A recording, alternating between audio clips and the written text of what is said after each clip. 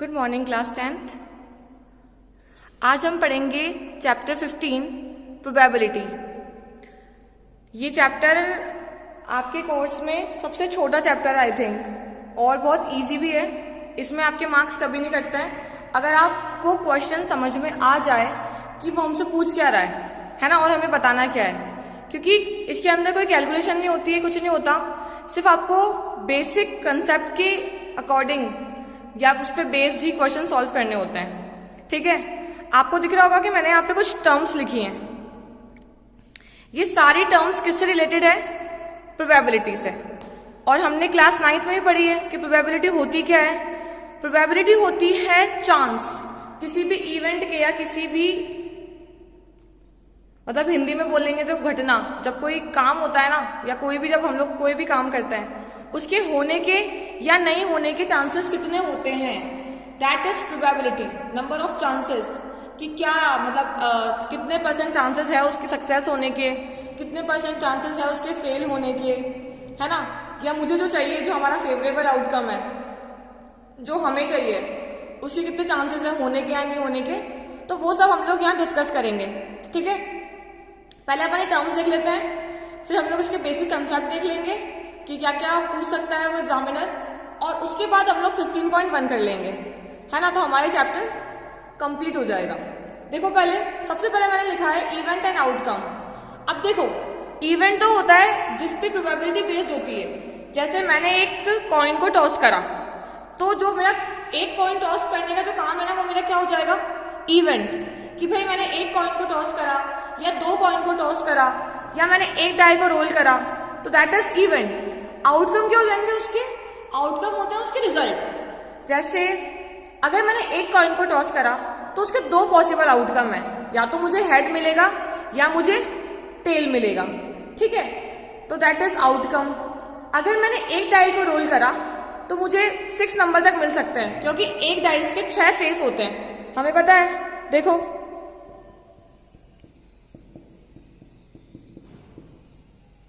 ये 6 फेस होते हैं, या तो मुझे 1 मिल सकता है, 2, 3, 4, 5, 6, मुझे ये सब मिल सकता है। तो इसके फेसेस कितने होते हैं? 6। तो एक डाइस को रोल करने के पॉसिबल आउटकम कितने होते हैं? आउटकम रिजल्ट 6 होते हैं। ठीक है, और एक डाइस को रोल करना वो क्या कहलाता है? हमारा इवेंट। ठीक है, नेक्स्ट मैंने टर्म ली है सम ऑफ प्रोबेबिलिटी। अब देखो, हमने चांसेस निकाल लिए, तो आप ध्यान रखना, सम ऑफ प्रोबेबिलिटी, अगर आपको सम ऑफ प्रोबेबिलिटी पूछ ले वो 1 मार्क्स के क्वेश्चन में, तो हमेशा क्या होता है? ऑलवेज 1। आपको कितने भी इवेंट दे रखे हो, सबकी प्रोबेबिलिटी आप फाइंड कर लो, एट द एंड सम कितना आता है? You got always 1 as the sum of probability. ठीक है, नेक्स्ट मैंने लिखा है श्योर इवेंट। श्योर इवेंट का मतलब होता है ऐसा इवेंट जिसके होने के 100% चांस हो, 100% चांस ऑफ अकरेंस, शॉर्ट में लिखा है मैंने, जिसके अकर होने के 100% चांसेस हो। एग्जांपल लेते हैं, मैंने एक डाइस को रोल किया, ठीक है, और मैंने आपको बोला कि भैया एक डाइस रोल करो and find me the probability of getting number less than 7। एक डाइस को रोल करने पर 7 से कम नंबर आए मुझे, मतलब 7 से कम नंबर आने के चांसेस बताओ। तो हम क्या बोलेंगे? 100% चांस है, क्योंकि एक डाइस पे 1 to 6 नंबर तक ही आ सकते हैं। हम तो 7 से कम पूछ रहे हैं ना, तो 7 से कम होने के 100% चांस होते हैं, और वो क्या हो जाता है? हमारा श्योर इवेंट। कि जितने भी नंबर हमको मिलेंगे ना प्रोबेबिलिटी में, वो सारे किससे कम होंगे? मतलब वो सारे 7 से लेस देन होंगे, मतलब लेस देन 7, तो उसके हमारे पास 100% चांस है। नेक्स्ट मैंने लिया है इम्पॉसिबल इवेंट। इम्पॉसिबल इवेंट मतलब होता है जिसके होने के 0 चांसेस हो, 0 चांसेस, है ना। वही डाइस का एग्जांपल ले लो, मैं आपको बोलूं कि rolling on 1 die find me a probability of getting number greater than 7। 7 से बड़ा नंबर आने के चांसेस बताओ। एक डाइस को रोल करने पर 7 से बड़ा नंबर कभी भी नहीं आ सकता, क्योंकि हमारे पास रेंज ही कहां तक है नंबर की? 1 to 6 तक। आपसे कोई बोले 7 बताओ, नहीं आ सकता। ठीक है, अगर आप 2 डाइस को भी रोल कर रहे हो ना एक साथ, और आपसे कोई ये पूछ ले कि भैया दोनों को मिला के मुझे बता दो कि 13 कब आएगा। अब आप देखो, एक डाइस पे 6 नंबर है और दूसरे पे भी 6 नंबर है हाईएस्ट, तो 6 और 6 का सम कितना होता है 12। आपसे बोले 13 आने की प्रोबेबिलिटी सम, आप बोलोगे 0, ये इम्पॉसिबल इवेंट है, नहीं हो सकता। ठीक है, नेक्स्ट मैंने लिखा है रेंज। प्रोबेबिलिटी की रेंज कहां तक होती है? प्रोबेबिलिटी 0 से 1 तक हो सकती है, ये होती है प्रोबेबिलिटी की रेंज, कि हाँ हम लोग 0 से 1 के बीच में जो भी नंबर्स आएंगे ना वो सब प्रोबेबिलिटी हो सकती है। एक बात ध्यान रखना, प्रोबेबिलिटी कभी नेगेटिव नहीं हो सकती है ना, और प्रोबेबिलिटी कभी 1 से ज्यादा नहीं हो सकती, क्योंकि हमारी रेंज कहां से कहां तक लाई करती है 0 to 1 तक। तो कभी वो पूछ ले आपको 4 ऑप्शन देके कि इसमें से क्या प्रोबेबिलिटी नहीं हो सकती है, तो उनकी वैल्यू निकाल के देखना और फिर देखना कि वो 0 से 1 के बीच में आ रही है क्या। जैसे देखो आपको उसने बोल दिया 3/2 कि क्या ये प्रोबेबिलिटी हो सकती है। आपको पता है 3/2 जब आप सॉल्व करोगे ना तो कितना आएगा आपको 1.5, और 1 के ऊपर तो प्रोबेबिलिटी जाती ही नहीं है, तो यहाँ पे हमारा आंसर क्या हो जाएगा सही, क्योंकि उसने बोला है क्या ये हो सकती है, अपन बोलेंगे नहीं, ये प्रोबेबिलिटी नहीं हो सकती है। ठीक है, अब लास्ट टर्म देखो। लास्ट टर्म मैंने लिखी है कॉम्प्लीमेंट्री इवेंट। कॉम्प्लीमेंट्री का मतलब होता है किसी भी चीज का उल्टा, कॉम्प्लीमेंट है ना, मतलब रिवर्स। अगर किसी प्रोबेबिलिटी के होने के चांसेस ये है तो उसके ना होने के चांसेस को हम लिखते हैं प्रोबेबिलिटी ऑफ इवेंट पे बार लगा के, और या तो अगर मैंने एक एग्जाम लिया है तो या तो इंसान फेल होगा या पास होगा, और दोनों मिला के सम 1 आता है। मतलब प्रोबेबिलिटी और इवेंट और कॉम्प्लीमेंट्री इवेंट का सम कितना आता है हमेशा 1। ठीक है, तो ये हम लोग को याद रखना है, क्योंकि हम लोग आगे इसको इम्प्लाई करेंगे इस चीज को, है ना। अब हम लोग डिस्कस करेंगे इसके अंदर कि आपसे क्वेश्चन किस किस फॉर्म में वो पूछ सकता है। ठीक है, कि आप कितने डाइस रोल कर रहे हो, कितने कॉइन टॉस कर रहे हो, समथिंग समथिंग। तो हम लोग एक बार ये डिस्कस कर लेते हैं। देखो क्वेश्चन कैसे आएंगे, या तो वो बोलेगा भाई मैंने एक साथ 2 कॉइन टॉस करे, फ्लिप करे मैंने, तो आपसे बोलेगा मुझे नंबर ऑफ इवेंट के चांस, नंबर ऑफ इवेंट क्या, नंबर ऑफ आउटकम बताओ कि कितना आउटकम पॉसिबल है। अच्छा एक चीज तो मैंने आपको बताई नहीं, यहां लिख रही हूं पहले मैं। प्रोबेबिलिटी ऑफ इवेंट क्या हो सकती है, फॉर्मूला क्या होता है इसका, ऐसे लिखोगे हमेशा, नंबर ऑफ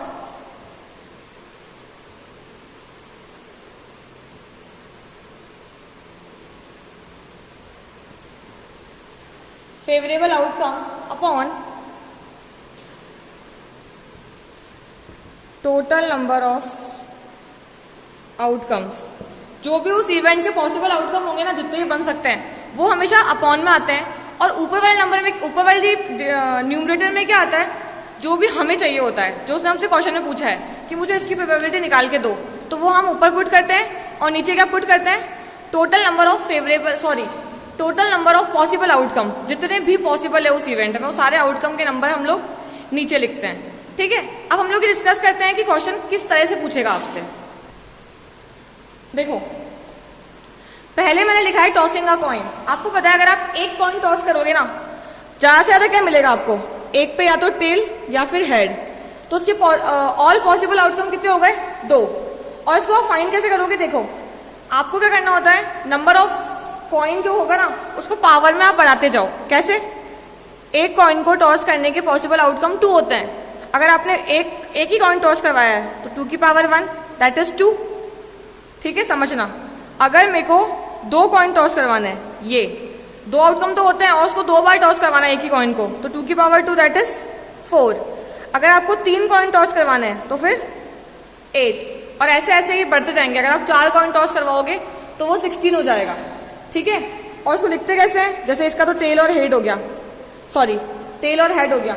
अगर आपको 4 आउटकम बनाना है तो क्या क्या बन सकते हैं, पॉसिबल आउटकम क्या है, दोनों पे tail tail, head head, head tail, tail head. आप ही रिवर्सिंग कर सकते हो, यहाँ पे हेड की जगह बाद में हो सकता है पहले टेल आ जाए, है ना। तो 4 आउटकम पॉसिबल आउटकम हमारे पास ये हो जाएंगे। सेम डाइस के लिए, एक डाइस के आउटकम कितने होते हैं, 1 2 3 4 5 6। आउटकम कितने हैं 6। एक डाइस रोल करवाया तो 6 ही होंगे, बट अगर आपने 2 डाइस रोल करवाए तो अभी 6 की पावर 2 जाएंगे, ये 12 नहीं होता, ये होता है 36। ये वाली चीज ध्यान रखना, क्योंकि ये सब कब आएगा, ये सब कहाँ पुट करना है हमको, डिनोमिनेटर वाले पार्ट में, नंबर ऑफ पॉसिबल आउटकम। तो हमारे माइंड में होना भी तो चाहिए कि नंबर ऑफ पॉसिबल आउटकम आएंगे कितने, है ना, मन से कुछ नहीं लिखना वहां पे, तो ये सब तो हो जाएगा। अब इन्हीं में से वो क्वेश्चन पूछेगा। एक और डिस्कस करते हैं कार्ड वाला, कि कार्ड का कॉन्सेप्ट क्या होता है। देखो मैंने ये कोशिश करी है कि मैं आपको एक कार्ड को इस तरह से समझा पाऊं कि मतलब एक कार्ड के अंदर, सॉरी एक डेक के अंदर कितने कितने कार्ड्स होते हैं। सबसे पहले जो एक डेक होती है ना कार्ड्स की, उसमें टोटल कार्ड्स होते हैं 52, ठीक है। 13 के 4 सेट्स होते हैं हमारे पास, तो 13 4 52। अब वो 13 कार्ड कैसे होते हैं, ये देखो चारों के अंदर, चारों सेट के अंदर ये सारे, ये जितने भी मैं नीचे मेंशन किए ना, ये सारे कार्ड्स आपको अवेलेबल होंगे वहां पे। एक एस होता है सबके पास, जिसको हम इक्का बोलते हैं। किंग चारों के पास होते हैं अपने अपने सेट में। क्वीन होती है, जैक होता है, ये हो गया। और नंबर कौन से मेंशन होते हैं, ऐसे 10 9 8 7 6 5 4 3 और 2, 1 नहीं होता, ठीक है। ये 13 तरह के कार्ड्स पूरे 4 बार रिपीट होते हैं। और होते कैसे हैं, एक पे सिंबल होता है ये वाला, इसको हम बोलते हैं स्पेड, और स्पेड जो होता है वो ब्लैक कलर का होता है। सेकंड ब्लैक कलर का दूसरा इसका कौन सा होता है, क्लब, जिसको हम चीड़ी बोलते हैं ना, वो ऐसी दिखती थोड़ी सी। 13 सेट इसके होते हैं स्पेड के, 13 हार्ट के होते हैं, 13 डायमंड के होते हैं, और 13 ही क्लब के होते हैं, ठीक है। अब आपसे वो पूछ लेगा कि भैया मैंने अगर एक मतलब डेक ऑफ कार्ड को मैंने पूरा वो कर दिया उल्टा सीधा, रैंडमली मैंने एक कार्ड को प्लग किया, उसमें से निकाला, तो आप मुझे ये बताओ कि प्रोबेबिलिटी क्या है कि जो मैंने कार्ड प्लग किया है ना वो होगी क्वीन। ऐसे पूछेगा वो आपसे कि उसकी क्वीन होने की क्या प्रोबेबिलिटी है। अब आप ये देखो कि क्वीन टोटल कितनी है हमारे पूरे कार्ड की डेक में, तो हम देखेंगे हमारे पास क्वीन है टोटल 4, क्योंकि इसके पास भी खुद की क्वीन होती है इस पूरे।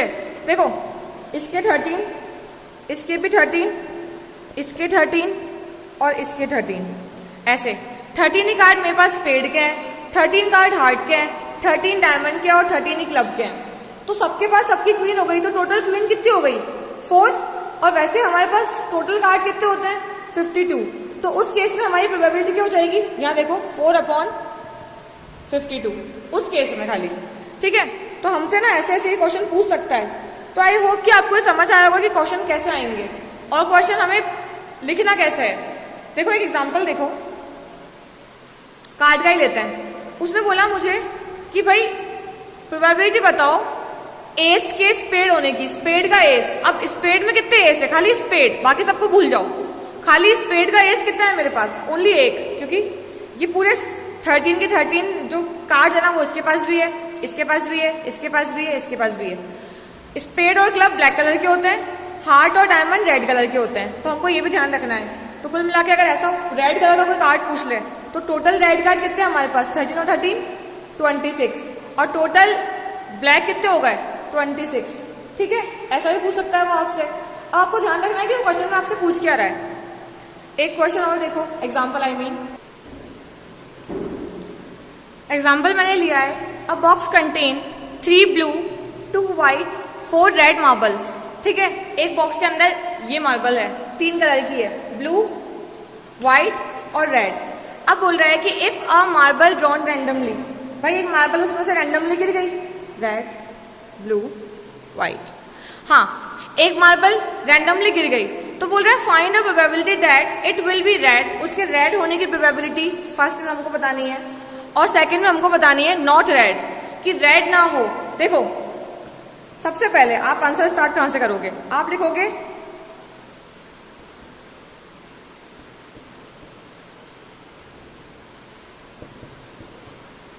टोटल पॉसिबल आउटकम, या आउटकम का शॉर्ट है, total possible outcome. Total ball कितनी है उसके पास, 3 + 2 + 4 कितनी हो गई, 9, ठीक है। अब उसने हमसे पूछी है रेड की प्रोबेबिलिटी, तो प्रोबेबिलिटी ऑफ रेड, इवेंट की जगह आप कुछ भी मेंशन कर सकते हो कि खाली रेड होने की प्रोबेबिलिटी। अब देखो इन सब में से जो भी हमें क्वेश्चन गिवन है, रेड बॉल कितनी है टोटल, 4, तो 4 आएगा ऊपर, ठीक है।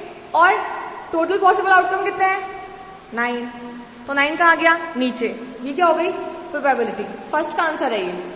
अब उसने बोला है नेक्स्ट कि वो रेड ना हो, तो PR नॉट, उसका कॉम्प्लीमेंट्री, नॉट मतलब कॉम्प्लीमेंट्री, उल्टा नॉट लगा के कॉम्प्लीमेंट्री क्या हो जाएगा, टोटल 9 बॉल है, उसमें से 4 कौन सी हो गई, रेड, कितनी बची 5। कौन कौन सी? 3 ब्लू और 2 व्हाइट। उसने हमको मेंशन नहीं किया ना, तो हम रेड को निकाल देंगे टोटल में से, क्योंकि उसने बोला रेड नहीं होनी चाहिए, बाकी वो ब्लू और व्हाइट हो सकती है, इसका मतलब ये होता है। तो ब्लू और व्हाइट कितनी है मेरे पास? 5। तो क्या हो गया प्रोबेबिलिटी? रेड की 4/9 और नॉट रेड की, मतलब उसमें से 4 निकाल दो, दैट इज 5/9। एक और तरीका है, देखो हमेशा क्या बोला मैंने कि दोनों क्या होते हैं? प्रोबेबिलिटी इवेंट की और कॉम्प्लीमेंट्री की 1 होती है। तो इसकी कितनी है? 4/9। ये निकालना है तो ये यहाँ जाके 1 में से माइनस हो जाएगा। तो देखो 1 - 4/9 सॉल्व कैसे होगा? सिंपल, 9 1 जा 9। अब क्या है? 9 - 4 कितना होता है? 5/9। ठीक है, तो ये हमारे कुछ बेसिक कंसेप्ट है कि ऐसे ऐसे क्वेश्चन आ सकते हैं। अब हम नेक्स्ट वीडियो के अंदर सीधा 15.1 के क्वेश्चन डिस्कस करेंगे, ठीक है, कि कैसे निकालना है, क्या करना है। आई होप कि आपको ये कॉन्सेप्ट समझ में आ गए होंगे। जब तक आप ट्राई कीजिएगा इसका एग्जाम्पल करने की। Thank you, have a good day.